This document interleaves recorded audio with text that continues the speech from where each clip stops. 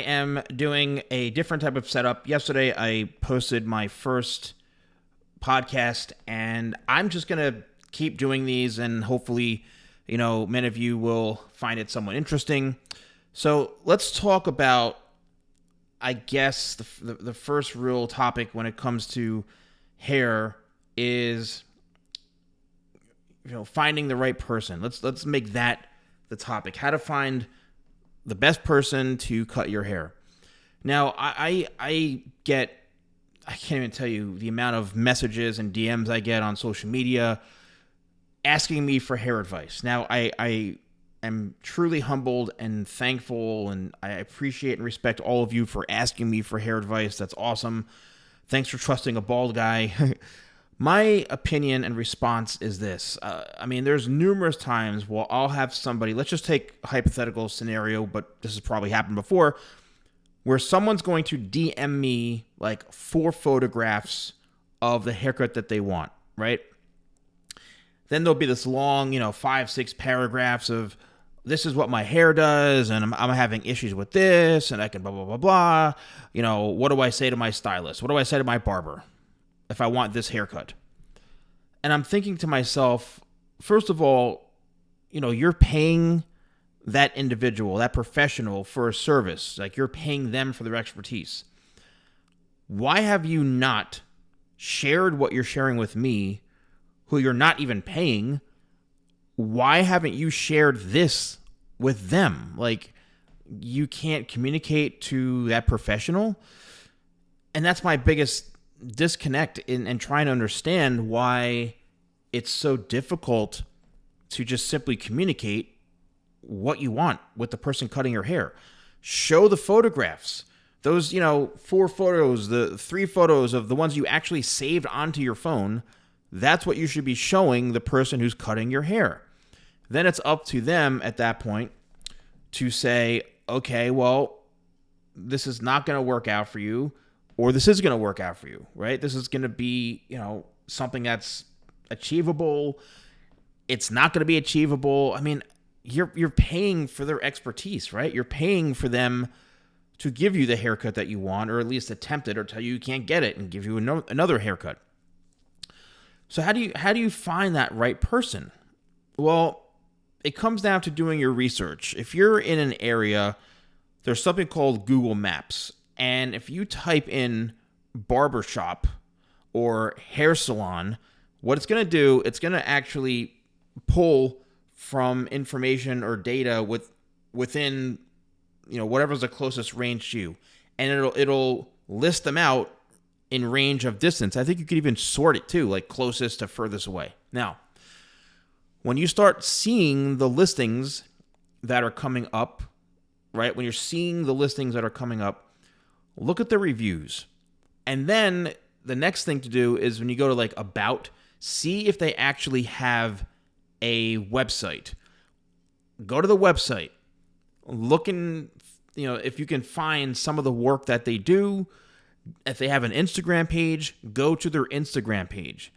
And if you see like a bunch of haircuts or things that you want or looking for or kind of similar, and you're like, oh my gosh, like this person, Mike or Samantha, Melissa, whoever it is, if that stylist, if that professional is the one posting, or doing the work, and they're tagging that person, then go on that person's page and look up their work.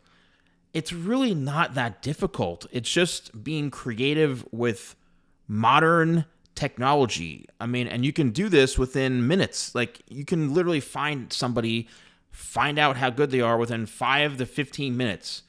And that's going to help determine if that's the place you go. Then you call them up, and, if you can even ask, hey, is so-and-so free?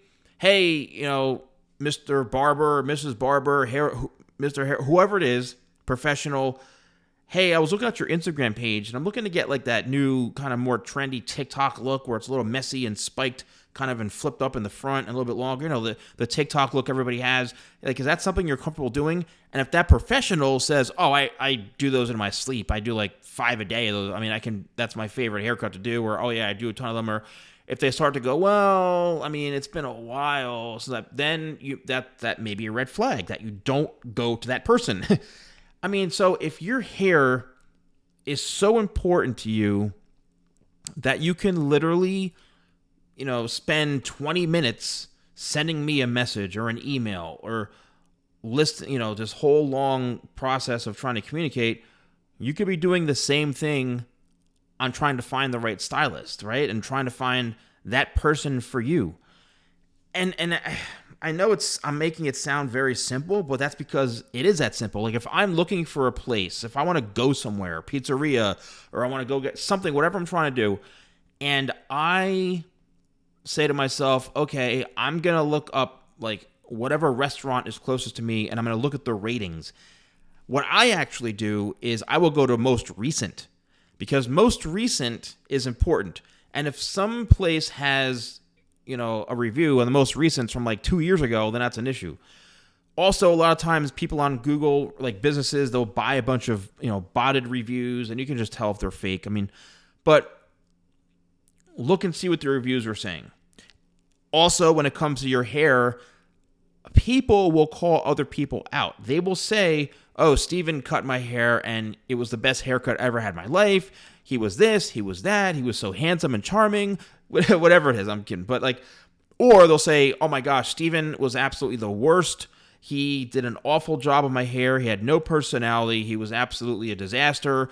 The salon was a mess. I mean, people, when they leave reviews, they're so passionate and honest about them that it's almost like you can tell they're not lying, But the thing is if the negative outweigh the positive and vice versa, it's all right there for you to see. Just do some research, and call them. Maybe set up a consultation, or maybe get asked to talk to that stylist on the phone, or maybe talk to the receptionist. Hey, so and so, receptionist or front desk person, be honest with me. Who do you think the best person is for this type of haircut? Who does the most men's haircuts? Who does the best fade? Who does the best layers? Who's got more of the younger, trendier stuff? Because they shouldn't, but they could funnel out who they think is best. Sometimes the professionals, they get really aggravated and angry at that booking person because they're saying, oh, why didn't you book me? And I was next up in line for the walk-in or for the call-in, and it's supposed to be rotation, blah, blah. And then you say, well, look, this person wanted something specific that you're not really a specialist in. I'm saving you the trouble of having a complete disaster. Unfortunately, everybody's so hung up on money and each appointment. That's how, people survive. Professionals, it's all based off of appointments. So the more clients, the better. But, ask the receptionist. Ask them, say, hey, but that's the last kind of resort. Just do all of your research. And I'm telling you, again, I appreciate the DMs, but you're not paying me $45, $75 for a haircut, $200, whatever it is. I'll try to share some insights, but it can only go so far, because if you're complaining and you're not getting what you're looking for, or you don't know what you should ask that professional, just what you've spent 15 minutes typing out and uploading to send me, do the same thing for that person. Get your phone and say, hey, this is the kind of haircut I'm looking for. I mean, it's that simple. So anyway, let me know what you feel about this. Let me know if this has worked for you. Try the Google Maps thing. It's going to help narrow down what's in your area. If you want, I want to do these almost daily. If this is something you really like, just to hear me talking and sharing my input, I'm happy to do so. And I really hope you all enjoy this. So thank you so much for watching, and I'll see you soon.